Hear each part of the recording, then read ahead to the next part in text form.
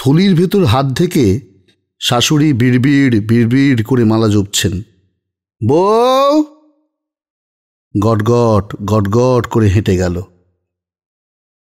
আওয়াজটা বেয়াড়া, রোজকার আটপৌড়ে নয়, যেন বাড়িতে ফেরিওয়ালা ডেকে শখ করে নতুন কেনা হয়েছে। সুতরাং মালাটা থেমে গেল এবং চোখ দুটো বিষ হয়ে ঘাড়টাকে হেলিয়ে দিয়ে যেদিকে বউ যাচ্ছিল সেই দিকে ঢলে পড়ল। নিচের চোয়ালটা সামনে ঠেলে দাঁতে দাঁত লাগল। বিলক্ষণ রাগ দেখিয়ে পরমুহূর্তেই শাশুড়ির দাঁত, চোখ, ঘাড়, চোয়াল যে যার জায়গায় ফিরে এলো। তারপর সারা বাড়িটাকে আঁচড়ে আঁচড়ে কলতলায় ঝমর ঝম, খনর খন, ক্যাচ ঘেঁষাঘেঁষি, ক্যাচর ক্যাচর শব্দ উঠল। বাসনগুলো কোনোদিন তো এত ঝাঁঝ দেখায় না, বড় তেল হয়েছে। ঘুরতে ঘুরতে মালাটা দাঁড়িয়ে পড়ল। নোড়া দিয়ে মুখ ভেঙে দিতে হয়। মালাটা একবার ঝাঁকুনি খেয়ে আবার চলতে লাগল। নাকে অস্ফুট শব্দ করে থলির ভেতর 5টা আঙুল হঠাৎ মালাটার গলা টিপে ধরল।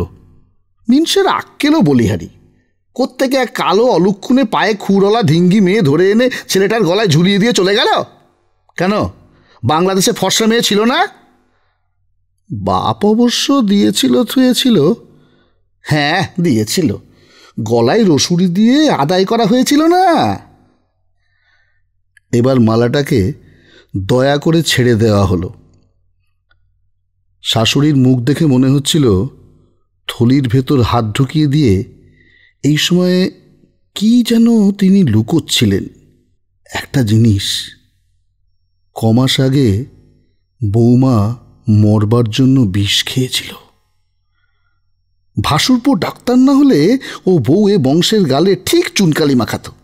কেন, অসুখ করে মরলে কি হয়? ঢঙিয়ার বলেছে কাকে?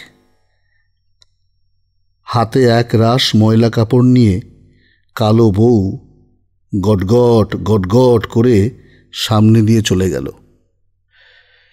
না, আর বাড়তে দেওয়া ঠিক নয়। বৌমা, বলুন। গলার স্বরটা ঠিক কাছা গলায় দেওয়ার মতো নয়, বড্ড ন্যাড়া। হঠাৎ এই দিমাগ এলো কোত্থেকে? বাপের বাড়ির কেউ তো ভাই ফোঁটার পর আর এদিক মারায়নি। বাড়িটা যেন ঝড়ের অপেক্ষায় থমথম করছে। ছোট ছেলে কলেজে, মেজটি সামনের বাড়ির রোয়াকে বসে রাস্তায় মেয়ে দেখছে। ফর্সা ফর্সা মেয়ে, বৌদির মতো ভূষুণ্ডি কালো নয়। বালতি ঠনঠনিয়ে বউ যেন মা কালীর মতো রণরঙ্গিনী বেশে কোমরে আঁচল জড়িয়ে চোখে চোখ রেখে শাশুড়ির সামনে দাঁড়ালো।